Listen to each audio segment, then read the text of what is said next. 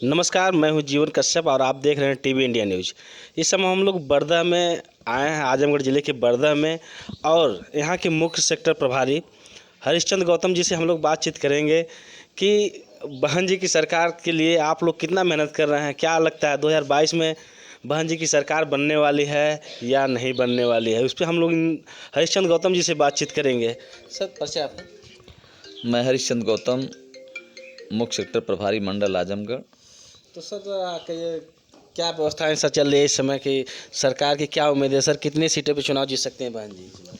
देखिए, माननीय बहन जी के दिशा निर्देश पर पूरे उत्तर प्रदेश के सभी विधानसभाओं में सेक्टर कमेटी और बूथ कमेटी बनने के पश्चात माननीय बहन जी ने हम सभी लोगों को निर्देशित किया है कि उन सेक्टर के प्रभारी पदाधिकारियों को, बूथ के पदाधिकारियों को प्रशिक्षित किया जाए और उनको सभी गांवों में घर घर जा कर के, चाहे जिस समाज मजहब धर्म के लोग हों, अगड़े पिछड़े दलित माइनॉरिटीज़, सभी लोगों के यहाँ जा कर के अपनी बात रखें।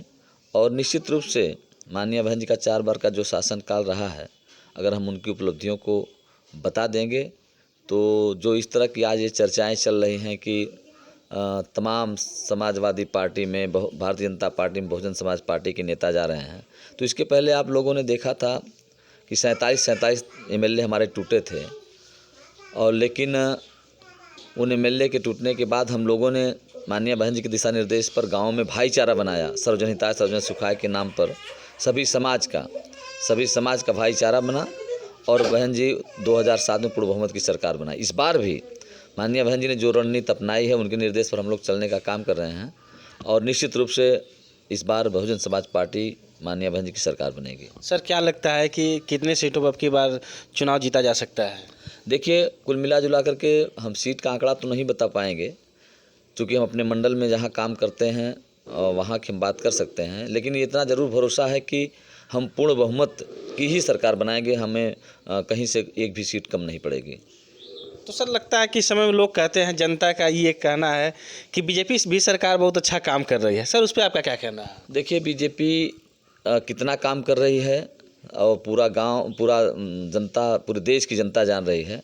उन लोगों ने जो भी वायदे किए थे 2014 से लगाए अब तक, चाहे वो 100 दिन के अंदर काला धन लाना हो, सभी गरीब खातों में 15-15 लाख भेजना हो।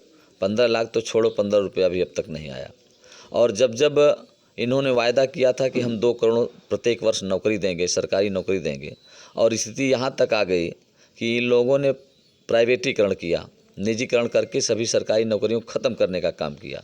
तो नौकरी देना छोड़ो, नौकरी इन्होंने लेने का काम किया। जो भी बिजनेस थे, रोजगार थे लोगों के, बिजनेस इन्होंने चौपट किया है। सिर्फ कुछ चंद पूंजीपतियों के हाथ में इन्होंने बेचने का काम किया है। सर, जनता को ये लगता है कि बीजेपी सरकार जो है इस समय घर घर राशन दे रही है और उसके साथ एक झोला भी दे रही है। उस पर सर आपका क्या कहना है?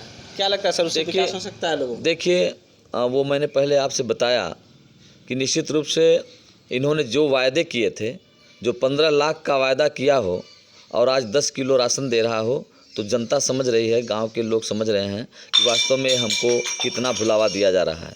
और जितना ये दे नहीं रहे हैं, उससे ज़्यादा विज्ञापन पर इनका खर्च आ रहा है। जो झोले का खर्च आया है, वह राशन से ज़्यादा खर्च इनका आया है।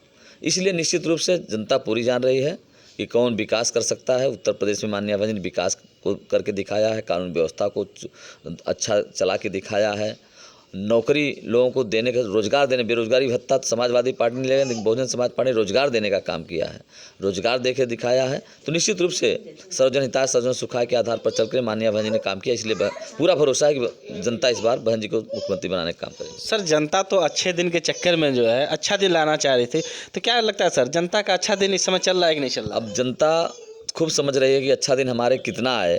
भाई, पेट्रोल के दाम, डीजल के दाम, महंगाई, गैस सिलेंडर, मतलब सभी चीज़ों पर कोई लगाम ही नहीं। रोज़ का रोज़ पेट्रोल बढ़ रहा है, रोज़ का रोज़ डीजल बढ़ रहा है। यही भारतीय जनता पार्टी के लोग 2 रुपये 4 रुपये बढ़ने के बाद सर फुलाने लगते थे, मार लौकी लकड़ी सब लेकर के प्रदर्शन करते थे। लेकिन आज उन लोगों ने जितना महंगाई लाने का काम किया, सिर्फ पूंजीपतियों की इशारे पर। इसलिए जनता पूरी समझ रही है कि न तो हमें महंगाई से निजात मिली है, न तो इन्होंने जो स्वच्छ भारत बनाने का काम किया ये है, डिजिटल इंडिया बनाने का वायदा किया, कुछ नहीं किया। और निश्चित रूप से महंगाई चरम सीमा पर देखते हुए आज लोग त्रस्त हैं। लोगों को वास्तव में कहा जाए तो अच्छा कपड़ा, भोजन इस समय नहीं मिल पा रहा है इस महंगाई के कारण। इसलिए बहन जी की सरकार बनेगी और भारतीय जनता पार्टी को लोग नकारेंगे, ये भरोसा पूरा है। सर, आप सरकार बनाने के लिए दिन रात कितना चलते हैं सर, कितना मेहनत करते हैं आप जनता के लिए? देखिए, जैसा माननीय बहन जी का दिशा निर्देश है, उसके निर्देश पर हम लोगों का कार्यक्रम प्रत्येक दिन लगा हुआ है। जो हम लोग कार्यक्रम से खाली होते हैं तो कहीं न कहीं गांव में बैठ करके बहन जी के नीतियों को बताने का काम करते हैं। सिर्फ सोने के समय 9 बजे रात को आते हैं, सिर्फ सो करके फिर हम लोग 8 बजे अगर बलिया जाना है, मऊ जाना है तो सुबह 7-8 बजे निकल देते हैं। अगर अपने ज़िले में जाना तो 10 बज जाता है। तो निश्चित रूप से पूरा हम लोग दिन भर और लगभग रात 9 बजे तक काम करते हैं पर डे। सर, इस समय नौजवानों को लैपटॉप बांटा जा रहा है और अखिलेश जी समाजवादी पार्टी के मुखिया हैं, इस समय लैपटॉप बांट रहे हैं। तो कहीं न कहीं बहन जी का बयान आता है कि हम लोगों को नौकरी देंगे, हमने लैपटॉप देने की ज़रूरत नहीं, हम नौकरी देंगे, जिससे नौकरी करते हुए भी आदमी गाड़ी खरीद सके, लैपटॉप खरीद सके। लेकिन समाजवादी पार्टी के मुखिया अखिलेश यादव जी लैपटॉप लगातार बांट रहे हैं। सर, इस पर आपका क्या कहना है? देखिए, जो माननीय बहन जी कहते हैं निश्चित रूप से सही कहते हैं कि हम लैपटॉप एक को दे लिए और उसको रोज़गार नहीं मिला तो लैपटॉप से कितना काम कर पाएगा।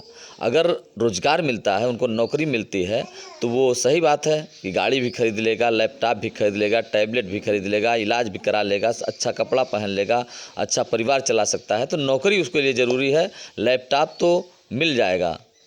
क्या लगता है सर कि लैपटॉप ज़रूरी है जनता नौजवानों के लिए कि नौकरी ज़रूरी है? नहीं, बिल्कुल नौकरी ज़रूरी है। क्यों सर, लैपटॉप से विकास नहीं हो सकता है? नहीं, लैपटॉप से कौन सा विकास होगा? बच्चे कहते हैं कि लैपटॉप मिल गया, हम लोग उससे जो है ऑनलाइन पढ़ाई कर लेंगे।